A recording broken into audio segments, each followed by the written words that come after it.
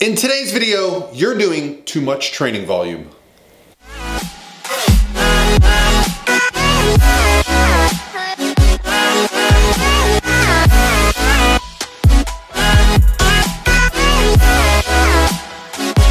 All by myself.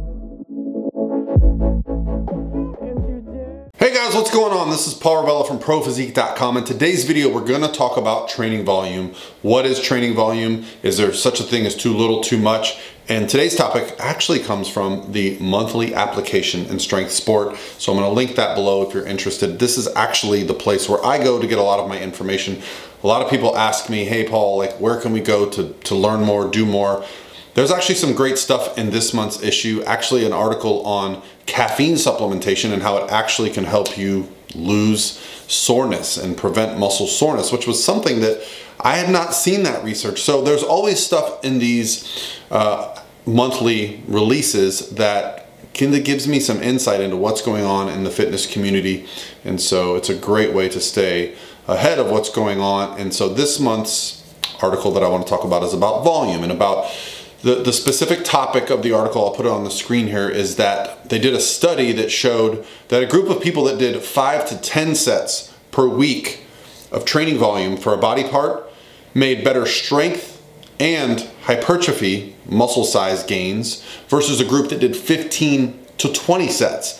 And what's commonly going on right now in the evidence-based movement of bodybuilding or muscle building is that more volume is better. So I want to talk about these results and why it may be the case that it's better for you to do a little bit less volume, or at least look at what you're doing and why it might be that we're doing so much volume when it's not absolutely necessary. So from the study's perspective, they put trained individuals through this program.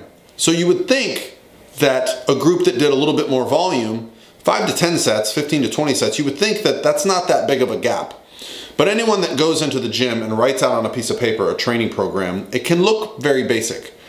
But what the article discusses, and if you really want to read about it, I'd recommend it, it discusses this idea of the threshold, the training volume threshold. And if you go beyond this training volume threshold in a single session, well, you're no longer getting the benefits of muscle protein synthesis, or this idea of our bodies responding by putting on more muscle. You actually get into a place where you're just creating more damage, and it makes it harder for the body to recover.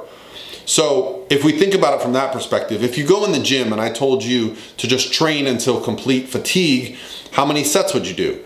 Would you go to do 100 or 200 sets? No, there would be a number there where you got to a point where you're like, okay, that's enough. And so I think this is something that training experience teaches us. We also need to talk about the quality of each set and each rep, because just because you go in the gym and hit a training volume number doesn't mean that it's been an effective dosage of volume, okay? This is something that we learn as we train and we get stronger and we learn to push ourselves a little bit in the gym. We learn that intensity has a lot of value as well, okay? So a person that has been training longer can get a more effective workout in a shorter amount of time. Now, I myself have been doing this for over 25 years, and I've trained in multiple manners. And what I tend to find is that if I push myself with too much volume, I end up getting into like fatigue states, kind of run down, my workouts start to suffer, and in some cases I've even got some injuries, like some tendonitis, some issues with my back, my knees, my hips. I am 6'3", so there are some like kind of issues that I have with my leverages at times that I have to be wary of, okay? And these things will get exposed when training volume gets to the point where you're starting to break things down.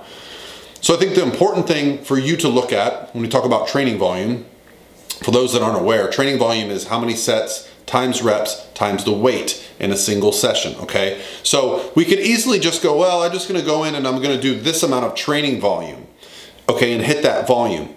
But what the research here showed is that the 5 to 10 sets where they were training to failure was enough to drive the change, to make the progress. Now these individuals have been training for 3 years or so, so they're not beginners, and they actually had pretty impressive like bench press numbers, so they weren't completely like newbie gains, okay?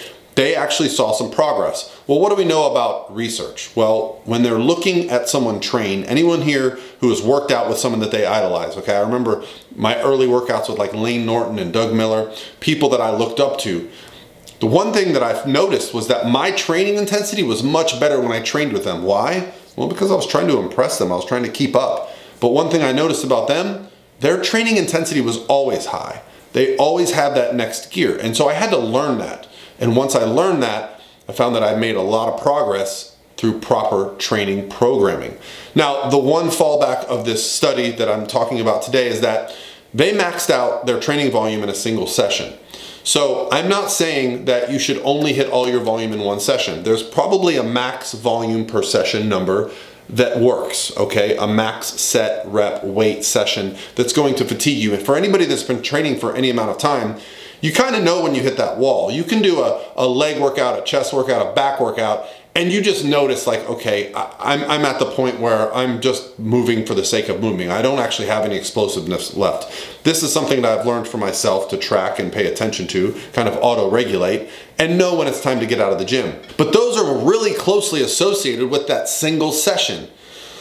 The greatest tool that I found in the last, let's say 15 years when I first started getting into lifting was not looking at the entire week as a 7-day period, or not looking at each workout as one time per week. Like you're just gonna hit chest or legs or back one day a week. But if you split up that training volume, okay, and now you train in a non-linear fashion, meaning you get some training volume at a power rep range and some training volume at a hypertrophy rep range, and you don't let that overlap so much that you don't have recovery, okay? This non-linear training style allows me to train twice a week. It's the primary building block that I used to make a lot of progress, and it's something that I really believe in using for my clients.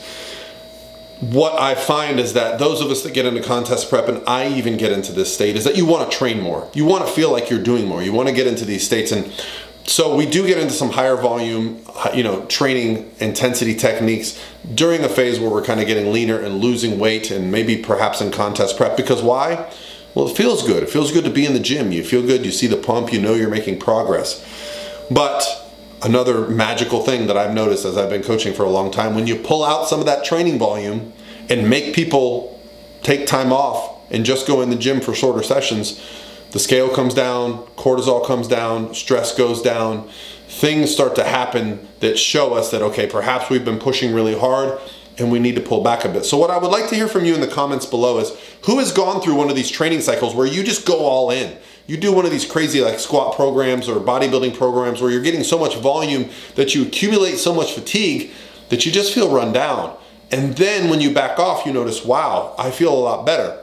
Well, understand that that overreaching phase that you did actually allowed you to make some progress. So there is some value there, but who here has experienced that? Like done so much? That's something I'm very interested in. How are you guys training? All right, guys, that's gonna be it for me today. Paying attention to your training volume. Are you doing too much? Perhaps. I think we all go through these cycles though. It's not a judgment. It's just, hey, let's try this out. Let's see what works. Let's go back to what was working, and let's find the perfect formula for making progress. And that's what we're trying to figure out, guys. So I hope you're having an awesome day, and I'll talk to you tomorrow.